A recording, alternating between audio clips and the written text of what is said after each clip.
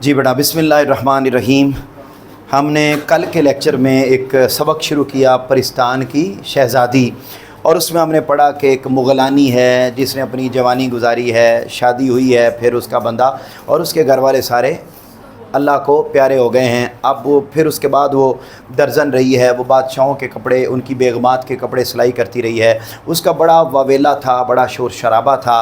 फिर बिल आखिर वो बूढ़ी हो गई है और वो एक मीर साहब के घर में रहने लग गई है। वहाँ वो उनके बच्चों को कहानियाँ सुनाती है और रोज़ाना वो कहानियाँ सुनाती है। उसके बारे में मशहूर था कि उसने परिस्तान देखा हुआ है।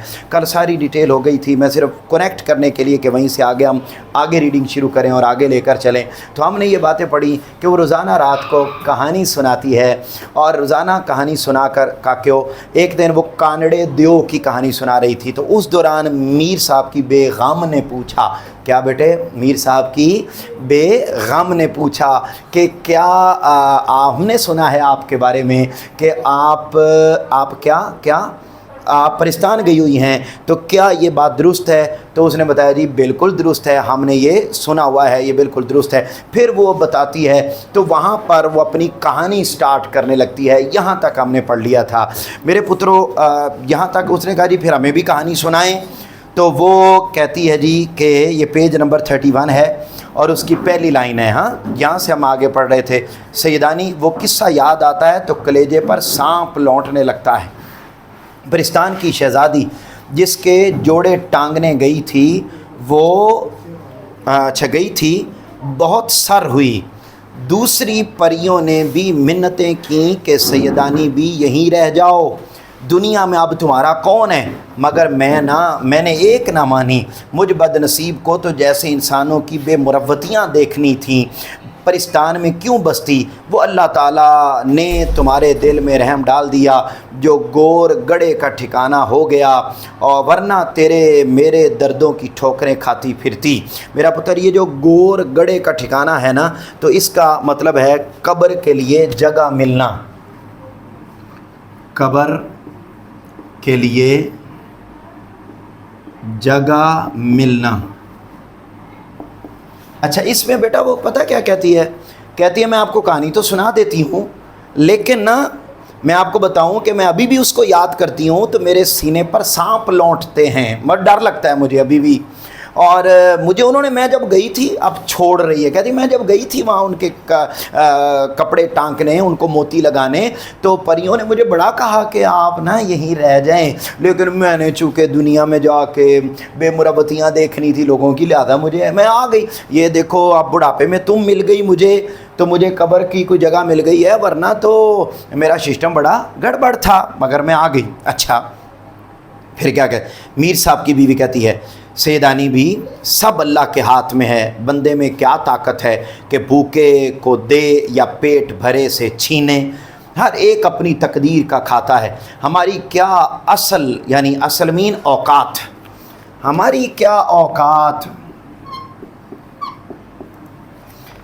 हमारी क्या औकात के क्या कि किसी के साथ सलूक करें, वो ज़बरदस्ती हमसे तुम्हारी खिदमत करवा रहा है। ये समझ आ रही है ना? ये कौन कह रही है? मीर साहब की बेगम उसको रिप्लाई कर रही है कि नहीं, तुम परेशान ना हो, तुम अगर हमारे घर में आके रहने लग गई हो तो ये अल्लाह की मर्ज़ी है। सैयदानी कहती, खैर अब तुमको अपनी बीती कहानी सुनाऊं। अब वो यहाँ से आगे कहानी सुनाती है।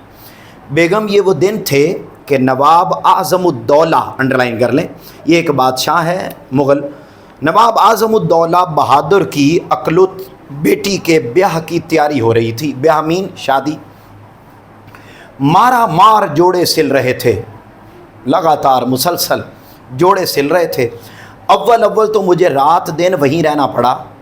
काम थोड़ा हल्का हो गया तो मैं दिन को चली जाती और शाम को अपने घर चली जाती। ठीक है, ये नहीं वो बता रही कि उन दिनों की बात है जब नवाब आज़मुद्दौला की बेटी के कपड़े सिलाई हो रहे थे, मैं भी बहुत बिजी थी। अच्छा, एक रोज़ जैसे बच्चे मकतब से भागते हैं, मकतब मीन स्कूल, जैसे बच्चे स्कूल से भागते हैं वैसे ही मैं भी नवाब आज़मुद्दौला की बेटी के कपड़े सिल रहे थे, और उसी अरसे में मैं भागी। मैंने कहा मैं जाके घर जाके सोती हूँ, मेरे को नहीं सिलाई होंगे। मैं बड़ी थकी हुई सी तो मैं घर चली गई। अच्छा, और कहते हैं भागते हैं, मेरा भी जाने को जी ना चाहा और कई जगह से बुलावे आए मगर मैं ना गई। शायद ये जुमा का दिन था, अंडरलाइन कर ले MCQs। कितने ही दिन नहाए को हो गए थे, चूड़ी ना हो तो रोज़ नहाना चाहिए। अच्छा, कहती कितने ही दिन हो गए थे मैं नहाई भी नहीं थी। अच्छा, खूब नहाई उस दिन है, शैम्पू शैम्पू लाग, ठीक है। कहती मैं खूब नहाई, शाम हो गई, बोनट पुलाव मुझे खूब भाता था। बोनट पुलाव बेटे छोलिए वाले चावल, चने वाले चावल, ये अंडरलाइन कर लें, ये MCQs भी है। कहती मुझे बड़े पसंद थे। मैंने मामा से कहा कि मामा बोनट पुलाव पकाओ, तो मैंने मामा से बोनट पुलाव पकवाया। थकी थकाई लेटी थी, इतने में झुटपुटा हो गया। झुटपुटा का मतलब है शाम का अंधेरा, शाम का अंधेरा। बेटे स्टोरी को समझो, ज़हन में रखो।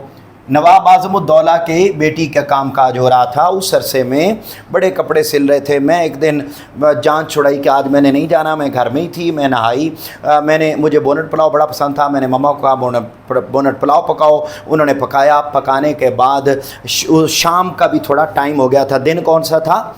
जुमा का दिन था। अच्छा, मैंने उन्हें कहा, अच्छा उन्होंने क्या किया? अच्छा, पुलाव दम पर था कि बाहर से किसी ने आवाज़ दी, सैयदानी बी को सरकार ने याद किया है। सरकार से मुराद नवाब आज़मुद्दौला। इसने ये समझा, जबकि हकीकत में वो नहीं था, वो कोई और था। वो कौन था वो बाद में बात सामने आ जाएगी। सैयदानी बी को सरकार ने याद किया है, पीनस भेजी है। पीनस मीन डोली, यानी पिक एंड ड्रॉप की सहूलत भी दी है। बग्गी डोली भेजी है, जिस तरह बैठी हो उसी तरह फ़ौरन चली आओ। मैं बड़े नखरों से जाया करती थी, ऐसे बेवक्त और अपने भावन की पकवाई हुई चीज़ छोड़कर खड़े हो जाना। भावन कहते हैं पसंदीदा। मैं नखरों से जाती थी, लेकिन पता नहीं उस दिन क्या हुआ कि मैंने अपनी पसंदीदा चीज़ को भी छोड़ा, जो मेरी आदत के ख़िलाफ़ था। लेकिन होने वाली बात मैंने ज़रा इनकार न किया, और जैसी बैठी थी सफ़ेद चादर सर पर डाली और मैं उसमें सवार हो गई। अच्छा, अब चल पड़ी। बेटे अब ज़रा सुनते जाएं, आगे क्या कहता है। कहते नवाब साहब का महल मेरे घर से कोई 2 आने डोली होगा। 2 आने डोली का मतलब है 2 आने किराया। 2 आने किराया, 2 आने किराया का मतलब है बेटे नवाब आज़मुद्दौला का घर मेरे घर के करीब ही था। मेरी बात को समझ रहे हैं? था करीब ही, लेकिन जब मैं उस डोली में बैठी तो वो डोली चली जा रही है, चली जा रही है। मैं हैरान हुई कि what happened, why not eyeing the Mahal of Nawab Azmuddaula. ठीक है, क्यों नहीं आ रहा अभी तक? कहती आगे ज़रा। कहते हैं काजी वाड़े से निकले, ये इलाके का नाम है, उसे निकले और खानम का बाज़ार आ गया। पहले तो मुझे कुछ ख्याल ना हुआ, जब बहुत देर हो गई और हटो बच्चों की आवाज़ भी ना आई। हटो बच्चों की आवाज़ का क्या मतलब है?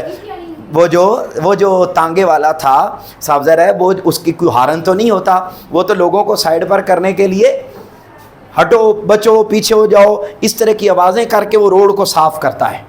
ठीक है, और अपना तांगा और अपनी डोली और अपनी बग्गी लेकर जाता है। तो वो कहता है पहले तो बहुत देर हो गई, हटो बच्चों की आवाज़ें आना भी बंद हो गई, बाज़ार के चिराग भी झलकते हुए दिखाई न दिए, तो पर्दे की झरी खोली। वो जो डोली होती है ना बेटे, बग्गी होती है, ये आजकल तो जो बग्गियां हैं वो ऊपर से कवर नहीं होती, जो पुराने ज़माने में थी वो ऊपर से कवर होती थी। तो कहती है मैंने ना उसको थोड़ा खोला, मैं देखूं तो सही कि नवाब आज़मुद्दौला का घर तो नेड़े ही था, नज़दीक ही था, तो अभी तक आया क्यों नहीं है। जब मैंने खोल के देखा, ठीक है, तो मेरा सिस्टम गड़बड़ हो गया। कहते हैं जब मैंने झुरी खोली तो अब जो देखती हूँ, क्या देखती हूँ? जंगल साईं साईं कर रहा है, मेरे इर्द गिर्द जंगल है। मैं डर गई कि ये क्या हो गया। सन्नाटा, साईं साईं का मतलब है सन्नाटा, जंगल की आवाज़ आ रही है। और पीनस को तो जैसे पहिए लगे हुए हैं, उड़ी चली जा रही है, यानी जो पीनस है वो भी बहुत तेज़ी से चल रही है।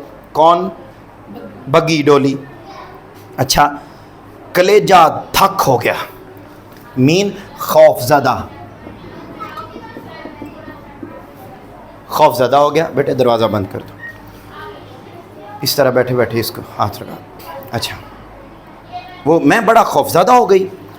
بدن میں سنسنیاں آنے لگیں. سنسنیاں کا مطلب ہے بدن سن ہو جانا. میرا جسم سن ہو گیا. واٹ ہیپنڈ ہیں, یہ کیا ہوا بیٹے؟ آپ کو سمجھ آ رہی ہے بات کی؟ یہ یعنی بتا رہی ہے کہ جمعہ کا دن تھا, اس دن مجھے کیسے لے جایا گیا. اس نے پیچھے بتایا تھا نا کہ مجھے دھوکے سے لے جائے, تو اس طرح لے. اچھا ہاتھ پاؤں ٹھنڈے پڑ گئے. ہاتھ پاؤں ٹھنڈے پڑنے کا مطلب ہے غشی طاری ہو جانا. شاباش, غشی طاری ہو جانا.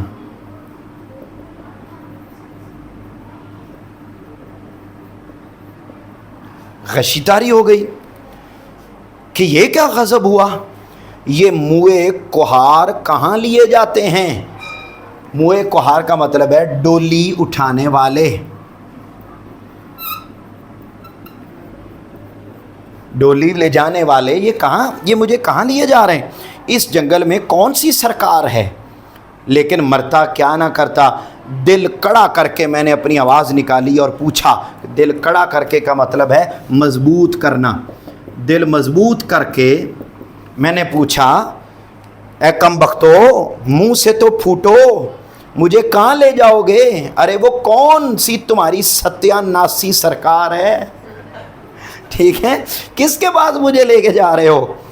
تو وہ آگے سے ہنستے ہوئے کسی نے جواب دیا, سیدانی بھی خفا کیوں ہوتی ہو؟ بادشاہ سلامت نے بلایا ہے. کوئی دم میں محلات دکھائی دیتے ہیں, یعنی کچھ لمحے میں ان کا محل آنے والا ہے. ایسا معلوم ہوا کہ جیسے کوئی پالکی کے پاس بول رہا ہے. تو کہتے منہ نکال کر جو دیکھا تو بیگم کیا کہوں, ایک بے چاکی شکل کا آدمی تھا, بکرے کا سا منہ, گھوڑے کی سی ٹانگیں, یعنی وہ جس کی آواز آ رہی تھی نا باہر سے, یہ اس کی شکل ہے, گھوڑے کی سی ٹانگیں, اور پالکی خود ہی خود چلی جا رہی تھی. نہ کوہار تھے نہ کوہاریاں. کوہار مین ڈولی چلانے والے, وہ بھی نہیں تھے, خود ہی چلی جا.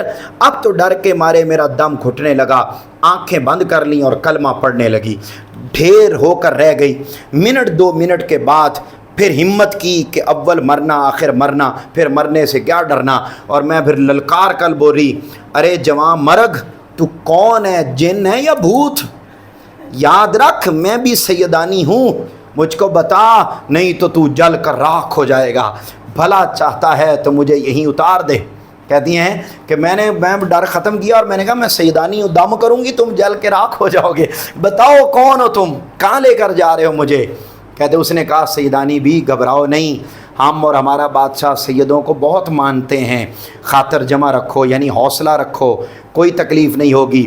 ہماری شہزادی کی شادی ہے, کپڑے سی کر چلی آنا, جتنا مانگو گی سر انعام ملے گا. لو دیکھو وہ سامنے ہمارے بادشاہ کا محل ہے.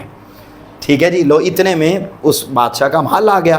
اب کہتی ہے وہاں پہنچی, آخری پیراگراف کہتے ہیں بیٹے, آخری کہتے ہیں جی, بڑی مشکل سے ڈرتے ڈرتے آنکھیں پھاڑ کر دیکھا تو واقعی پالکی ایک عالی شان دروازے پر کھڑی تھی. روشنی ایسی تھی کہ دن معلوم ہوتا تھا, سوئی گر پڑے تو اٹھا لو, یعنی اتنی روشنی تھی وہاں. اور مزہ یہ کہ سورج تھا نہ چاند, نہ فانوس کہیں نظر آتے تھے, نہ لالٹین, یعنی کچھ بھی نہیں تھا, مگر روشنی پھر بھی بہت زیادہ تھی. اچھا, چوبدار, چوبدار کہتے ہیں بیٹے ڈنڈا بردار, ڈنڈا اٹھائے.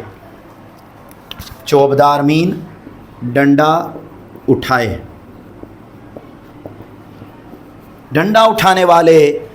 باریدار, باریدار کہتے ہیں پہرے دار, باریدار پہرے دار. پہرے دار, اچھا وہ بیٹا موجود تھے گیٹ پر, ادھر کے ادھر ادھر کے ادھر دوڑ رہے تھے. آسمان پر سے عجب عجب طرح کی باجوں کی آوازیں آ رہی تھیں. کہتی ہے میں وہاں پہنچی تو میرا ویلکم کیسے کیا گیا. چھڈو کہتے ہیں ویلکم کیسے. اچھا کہتی ہے یہ تماشا دیکھ کر میں ساری مصیبت بھول گئی. میں حیران تھی کہ یہ کس بادشاہ کا محل ہے. یہ گہما گہمی تو ہمارے بادشاہ کے ہاں بھی نہیں ہوتی. قصے کہانیوں میں جیسی پریوں کا ذکر سنا ہے, ایسی ایک پری شانوں پر بال بکھرے ہوئے, شانوں مین کندھے, کندھوں پر, یعنی اس نے دوپٹہ نہیں کیا ہوا تھا. ٹھیک ہے, اس نے گون بھی نہیں پہنا ہوا تھا, ٹھیک ہے, ایسے اس کے بال بکھرے ہوئے تھے, خوبصورت, شانوں پر بال بکھرے ہوئے, بازوؤں پر میرے پاس آئی اور مہین آواز میں بولی, مہین کہتے ہیں کمزور, آہستہ آواز میں بولی, سیدانی بھی بڑی راہ دکھائی. بڑی راہ دکھائی کا مطلب ہے انتظار کروایا, بڑا انتظار کروایا. ہمارے بادشاہ اور بادشاہ بیگم کب سے تمہارا انتظار کر رہے ہیں, آؤ چلو میں تم کو محل کے اندر لے چلوں. لو میرے پترو, یہ کل ہم نے بات کی تھی کہانی شروع ہونے سے پہلے تک. آج ہم نے بات کی ہے کہ وہ وہاں گئی کیسے, اب ان کے محل کے دروازے تک پہنچ گئی ہے. اب اس کے بعد اس نے محل کے اندر کیا دیکھا, وہاں اس نے کام کیسے کیا, یہ باتیں ہم کل کریں گے. پھر وہ واپس کیسے آئی, یہ باتیں, تو یوں ہمارا یہ سبق مکمل ہوگا. مجھے امید ہے کہ آپ کو یہاں تک سٹوری سمجھ آ گئی, کہ بالکل کلیئر, کوئی پرابلم تو نہیں. چلیں جی, اپنا خیال رکھیے گا, کسی چیز لے کے نہیں کھانی, فرنٹ سیٹ پہ آپ نے سونا نہیں, اور کل تک آپ نے میری یاد میں رونا نہیں.